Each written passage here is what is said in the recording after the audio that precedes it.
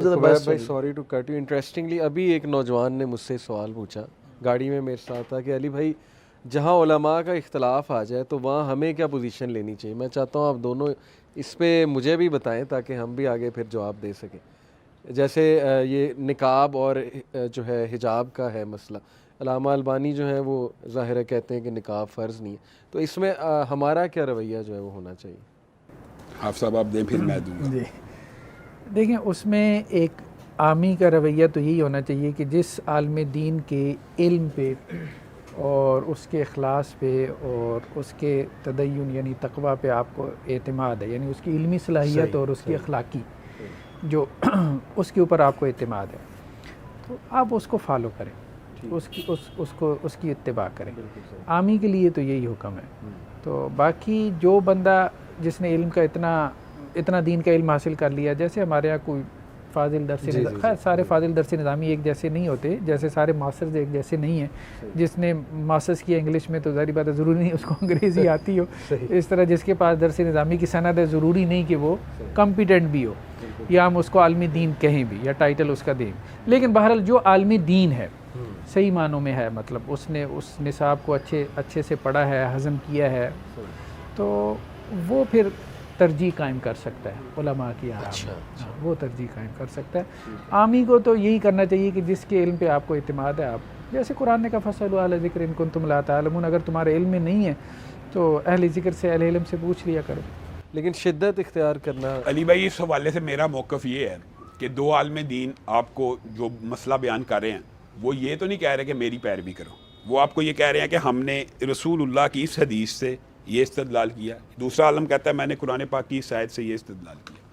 असूली तौर पर शरन भी यही मौक़िफ़ है और यही सहाबा का मनहज है कि जब दो सहाबा का भी इख्तलाफ हुआ, अगर सहाबा का भी इख्तलाफ हुआ तो किसी ने ये नहीं कहा कि दोनों की मान लो, बल्कि ये फैसला किया गया कि किसकी राय हदीस, नस और वही के करीब तर है। बिल्कुल सही। आम इंसान का भी हम ये समझते हैं, ये जो ज़ुबैर भाई ने बात की ये भी दुरुस्त है अपनी हद तक। एक आदमी है उसका इल्म ही नहीं, वो दलाइल को परख ही नहीं सकता, वो दलाइल तक पहुंच ही नहीं सकता, तो वो किसी भी आलम को अगर वो समझता कि ये अल्लाह के करीब करने वाला है और वाकई अपने लिल्लाहियत और इखलास से फतवा दे रहा है, उसकी वो बात मान सकता है। लेकिन आम इंसान भी, अब इल्म तो बहुत फैल चुका है, आम इंसान भी ये ज़रूर जज कर सकता है कि इमाम अलबानी ने इसका क्या नस किस बुनियाद के ऊपर ये फतवा दी। सही। तो जब ये बात आ जाए ना तो फिर हमेशा पैरवी किसकी होगी? दलील की। और इसकी दलाइल सहाबा की ज़िंदगी में इतने मुतअद्दद हैं कि आप हैरान रह जाएंगे कि सहाबा आपस में इख्तलाफ करते हैं। सही। और जब भी इख्तलाफ होता है तो किसकी तरफ बात को फेर दिया जाता है? रसूलुल्लाह सल्लल्लाहु अलैहि वसल्लम की हदीस आई है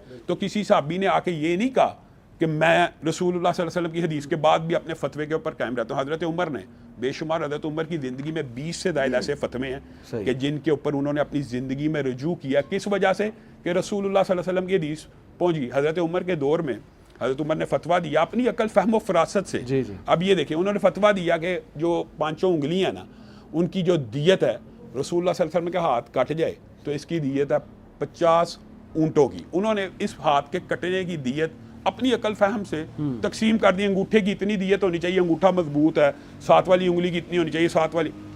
अब औफ बिन मालिक को ये बात पहुंची तो वो मिस्र से चल पड़े और हज़रत उमर के पास आके कहा आपने अंगूठे की दियत बढ़ाई क्यों है, इस वाली उंगली की कम क्यों की, छोटी उंगली की आपने 6 कर दी है, कैसे हो सकता है? उन्होंने कहा कुव्वत तो ताकत में अंगूठा ज्यादा था, इसकी मैंने ज्यादा रख दी, ये छोटी उंगली कम ताकतवर थी, मैंने इसकी 6 रख दी। तो उसने कहा मैंने रसूलुल्लाह सल्लल्लाहु अलैहि वसल्लम से ये हदीस सुनी इसी मदीना के अंदर कि अला अन्नल असाबिया फी दियतिन सवा, कि 5 उंगलियां दियत में बराबर हैं, कुव्वत तो ताकत में बराबर तो नहीं है, अंगूठा बहरहाल मजबूत है बाकी उंगलियों से। तो हज़रत उमर अड़ गए। हज़रत उमर ने कहा कि पूरे का पूरा मेरा ऑर्डिनेंस फतवा लिखो और उसके नीचे हदीस लिखो औफ बिन मालिक की सनद से मुझ तक पहुंची है, और नीचे ये लिखो कि उमर के फतवे को मनसूख किया जाता है और औफ बिन मालिक ने जो हदीस बयान किया रसूलुल्लाह के फतवे को जारी किया जाता है। बुनियादी तौर पे आमियों का भी ये रवैया होना चाहिए कि जब हदीस पहुंच जाए। अच्छा, फिर दूसरी बात जो आपने सवाल किया ना, ये इंतहाई अहम है। यही असल में मनहज का एक मसला, अगर लोगों को ये बात समझ आ जाए तो शायद बहुत ज़्यादा इस्लाह हो जाए। हम ये समझते हैं, जैसे अभी आप साहब ने कहा, ये बात दुरुस्त है, आप भी कह रहे हैं इमाम अलबानी ने कहा, लेकिन इमाम अलबानी का फतवा क्या हरफ आहर है दीन में? सही। दीन और शरीयत में किसी उम्मती की राय हरफ आहर नहीं है। हज़रत उस्मान है, अपने दफ्तर में बैठे हुए हैं, उनके पास एक शख्स आया और आके कहने लगा कि मैं खेत में खड़ा था, एक आदमी आया, उसने कहा तेरे घर बच्चा पैदा हो गया। तो मेरी शादी को अभी 6 महीने गुजरे हैं, मेरे घर में कैसे बच्चा पैदा हो सकता है? सही। अब हज़रत उस्मान क्या उस्मान कुरान के कारी नहीं है, कुरान को जानने वाले नहीं हैं? हज़रत उस्मान ने गौर व फिक्र किया, मशवरा किया। ये लंबा चौड़ा वाक़या मुख्तसर करके रखता हूँ ताकि बात कंप्लीट हो। हज़रत उस्मान ने हुक्म दिया कि उस औरत को रजम कर दिया जाए। अब वो उनका ऐलान किया जाए बाज़ार में, औरत को रजम किया जाए।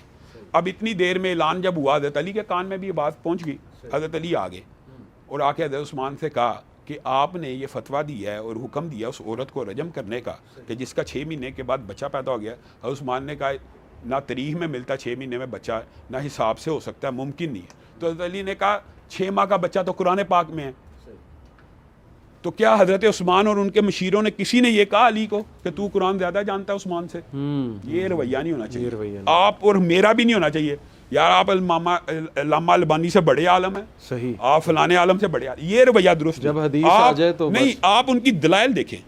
इमाम अलबानी की दलील पे आपको शरह सदर हो रहा है तो ठीक है। हज़रत उस्मान कहने लगे, ये भी कहा मैंने भी कुरान पढ़ा है, मुझे बताओ कहाँ पे है दलील?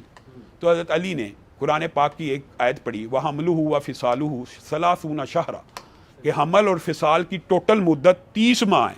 हज़रत उस्मान ने कहा ठीक है, यहाँ पे तो 30 माह मौजूद है, अब 6 माह का बच्चा यहाँ से कैसे साबित होता है? हज़रत अली ने दूसरी जगह से कुरान पढ़ा और ये सही असर से साबित है, बैकी में भी मौजूद है, दीगर किताबों में भी, और ये असर भी सही है।